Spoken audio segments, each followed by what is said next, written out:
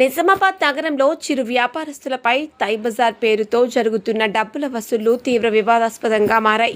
చిన్న చిన్న వ్యాపారాలు చేసుకుంటూ జీవనం సాగిస్తున్న వ్యాపారుల నుంచి రోజువారీగా టోకెన్ల రూపంలో డబ్బులు వసూలు చేయడం పట్ల వ్యాపార వర్గాలు తీవ్ర ఆగ్రహం వ్యక్తం చేస్తున్నాయి. కోర్టు సైతం తైబజార్ వసూళ్లపై ఇప్పటికే అసంతృప్తి వ్యక్తం చేసినప్పటికీ నేల మీద పరిస్థితుల్లో ఎలాంటి మార్పు కనిపించడం లేదని వారు ఆవేదన వ్యక్తం చేస్తున్నారు. ఆర్మూర్ తైబజార్ను నిషేధించిన నేపథ్యంలో కూడా నిజామాబాద్ మున్సిపల్ కార్పొరేషన్ పరిధిలో మాత్రం రాజకీయ అండదండలతో ఈ వ్యవహారం కొనసాగుతుండడం గమనార్హం. ముఖ్యంగా తోపుడు బండ్లపై వ్యాపారం చేసుకునే వారిపై 20 రూపాయల టోకెన్ల పేరుతో రోజుకు 1000 రూపాయల వసూలు జరుగుతున్నాయని ఆరోపణలు వెల్లువెత్తుతున్నాయి. మార్చి నెలతో తైబజార్ నిర్వహణ ముగిసినప్పటికీ ఏప్రిల్లో మళ్లీ కొత్త అనుమతుల పేరిట ఈ వసూళ్లు కొనసాగుతున్నాయనే విషయం బయటపడుతోంది.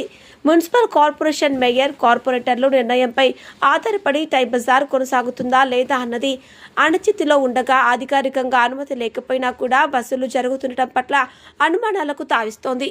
గత 4 నెలల క్రితం సుమారు 12,40,000 రూపాయలకు తైబజార్ హక్కులు తీసుకున్న వ్యక్తి ఒక ప్రముఖ రాజకీయ నేత మద్దతుతో ఈ వ్యవహారాన్ని కొనసాగిస్తున్నాడని స్థానికులు ఆరోపిస్తున్నారు.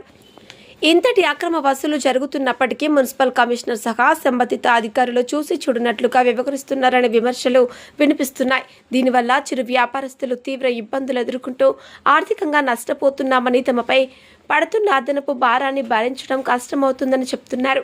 ఇప్పటికైనా సంబంధిత అధికారుల జోక్యం తీసుకుని తైబజార్ పేరుతో జరుగుతున్న అక్రమ వసూళ్లను పూర్తిగా నిలిపివేయాలని చిరు వ్యాపారస్తులు కోరుకుంటున్నారు. చిరు వ్యాపారస్తులకు రక్షణ కల్పించాలని వారు ప్రభుత్వాన్ని వేడుతున్నారు. లేదంటే రాబోయే రోజుల్లో పెద్ద ఎత్తున ఆందోళనలు చేపట్టవలసి వస్తుందని హెచ్చరిస్తున్నారు.